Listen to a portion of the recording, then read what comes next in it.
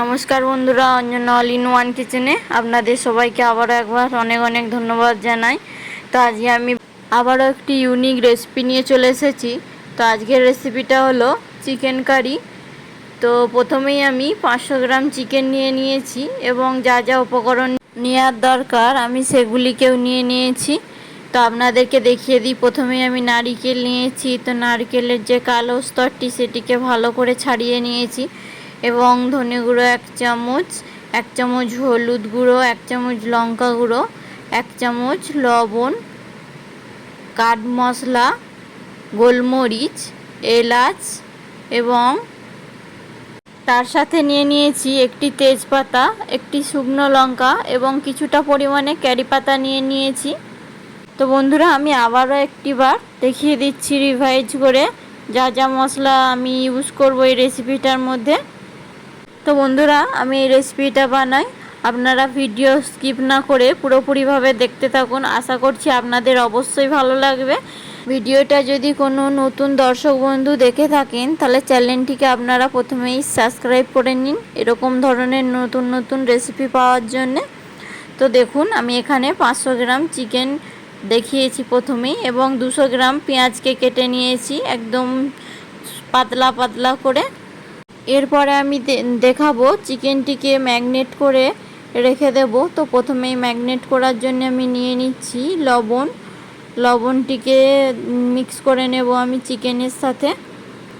তার সাথে আমি অ্যাড করে নিচ্ছি গুঁড়ো লঙ্কা এবং দেওয়ার পরে আমি কিছুটা ভালো করে মিক্স করে নেব চিকেনটিকে। এরপরে আমি চিকেনের সাথে অ্যাড করে নেব হলুদ গুঁড়ো। তো হলুদ গুঁড়োটিকে আমি দিয়ে দিচ্ছি। তারপরে দিয়ে দেব মিট মশলা পাউডারটি। তো বন্ধুরা, দেখতেই পাচ্ছেন আমি মশলাগুলিকে দিয়ে মাখিয়ে এবং 30 মিনিটের জন্যে ম্যাগনেট করে রেখে দেব চিকেনটিকে, যাতে মশলাগুলি ভালোভাবে মিক্স হয় চিকেনের সাথে। তো বন্ধুরা, আপনারা একবার হলেও এই রেসিপিটা বাড়িতে ট্রাই করবেন। আশা করছি আপনাদের এই রেসিপিটা খুবই ভালো লাগবে। এরপর এটিকে আমি ঢেকে রেখে দেব। এরপর আমি কড়ার মধ্যে তেল নিয়ে নিয়েছি, 4 থেকে 5 চামচের মতো তেল নিয়েছি। তো কড়ার মধ্যে আমি দিয়ে দিচ্ছি তেজপাতা এবং শুকনো লঙ্কাটিকে দিয়ে দেব। এরপর দেখিয়ে দিই বন্ধুরা, আমি এখানে একটি মিক্সচার মেশিনের খড় নিয়েছি এবং নারিকেলগুলিকে তার মধ্যে ভরে নিয়েছি। এগুলিকে আমি ভালো করে মিক্স ক্রিমের মতো তৈরি করে নেব। আপনারা চাইলেও নারকেলের খালি মিল্কটা বের করে নিতে পারেন, আমি সেটা করব না। আমি পুরো ক্রিমের মতন করে মিক্স করে নিয়েছি তাই। এবার দিয়ে দিচ্ছি কড়ার মধ্যে পেঁয়াজ কুচিগুলিকে দেবার পরে বেশ কিছুক্ষণ আমি নাড়াচাড়া করব। তো বন্ধুরা, আমি কিন্তু আজকের রেসিপিটা খুবই কম তেলে বানাবো। তো এরপরে আমি দেখিয়ে দিই যা যা মশলাগুলিকে এর সাথে দেব। তো প্রথমেই আমি নিয়ে নিয়েছি 2 চামচ পরিমাণে রসুন বাটা। তো এরকমভাবে আমি ভালো করে পেঁয়াজগুলিকে ব্রাউন কালার করে ভেজে নিয়েছি এবং তারপরে দিয়ে দিচ্ছি টমেটো কুচিগুলিকে, দিয়ে আবারও কিছুক্ষণ আমি নাড়াচাড়া করে নেব টমেটোর সাথে। তো আপনাদেরকে দেখিয়ে দিই আমি কীরকমভাবে নারকেলটিকে ক্রিমের মতো তৈরি করে নিয়েছি। আর অপরদিকে কড়াটিতে মশলা হয়ে এসেছে। এরপর আমি কড়া থেকে নামিয়ে নেব। আমি আবারও একবার দেখিয়ে দিই মশলাটিকে আমি কীরকমভাবে ব্রাউন কালার করে ভেজে নিয়েছি। আপনারা বাড়িতে বানালে এরকমভাবে ভেজে নেবেন।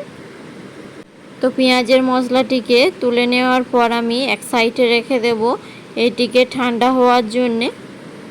এরপর আমি কড়ার মধ্যে দিয়ে দিচ্ছি ম্যাগনেট করে রাখা চিকেনগুলিকে।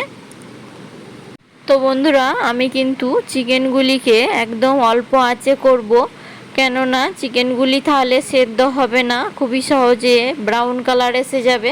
তাই আমি হালকা আঁচে করব এবং চিকেনগুলিকে অল্প করে নাড়াচাড়া করে এরকমভাবে আমি চিকেনটিকে করব।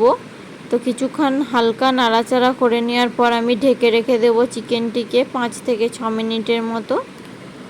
চিকেনটিকে ঢেকে রাখার পরে আমি আবার চিকেনটিকে নাড়াচাড়া করে নেব হালকা, দিয়ে আবারও আমি 5 মিনিটের জন্য ঢেকে রেখে দেব। এরকম করে আমি 3 বার আবারও নাড়াচাড়া হালকা করব এবং ঢেকে রাখবো। এরকমভাবে আমি চিকেনটিকে বানাতে থাকবো। তো বন্ধুরা, চিকেনটি দেখুন ব্রাউন কালার হয়ে এসেছে। এরপর আমি কড়া থেকে নামিয়ে নেব। অপর দিকে দেখিয়ে দিই। তো দেখুন বন্ধুরা, আমি মশলাগুলিকে ঠান্ডা হওয়ার পরে তার উপরে যে গরম মশলার জন্য আমি নিয়েছিলাম লবঙ্গ, গোলমরিচ, কাঠ মশলা, সেগুলিকে দিয়ে আমি ভালো করে মিক্সচার মেশিনে মিক্স করে নেব। তো তারপরে আমি কড়ার মধ্যে 3 থেকে 4 চামচ পরিমাণে তেল নিয়ে নিয়েছি। আপনারা চাইলে একটু বেশি পরিমাণে তেলও নিতে পারেন।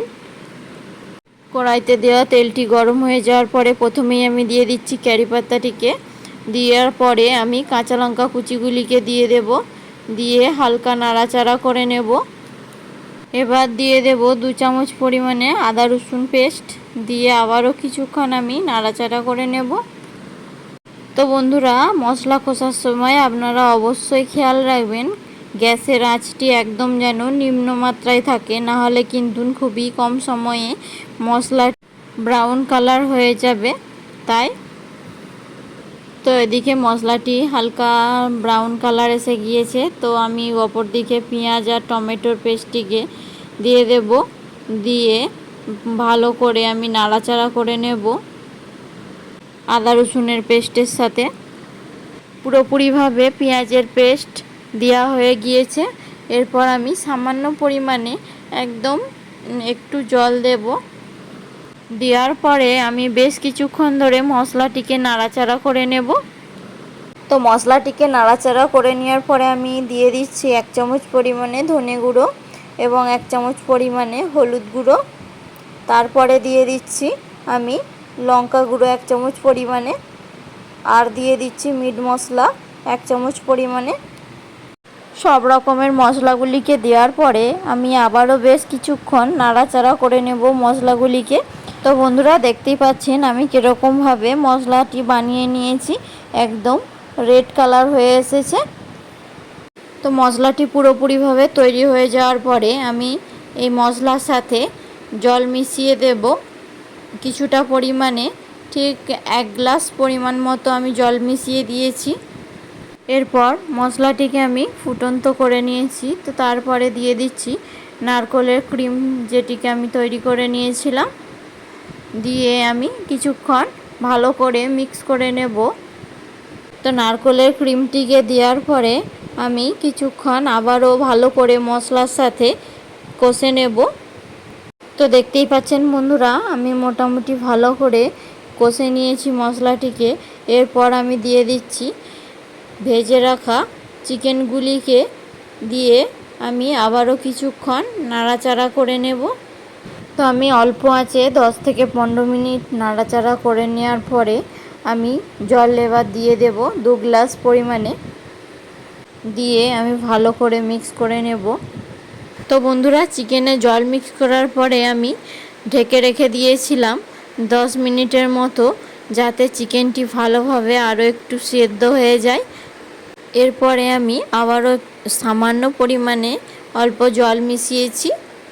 তো বন্ধুরা, চিকেন কারি পুরোপুরিভাবে রেডি হয়ে গিয়েছে। তো ভিডিওটি ভালো লাগলে চ্যানেলটিকে আপনারা অবশ্যই সাবস্ক্রাইব করবেন, আর লাইক শেয়ার কমেন্ট করতে ভুলবেন না। আর ফেসবুক পেজটিকে আপনারা অবশ্যই ফলো করবেন বন্ধুরা।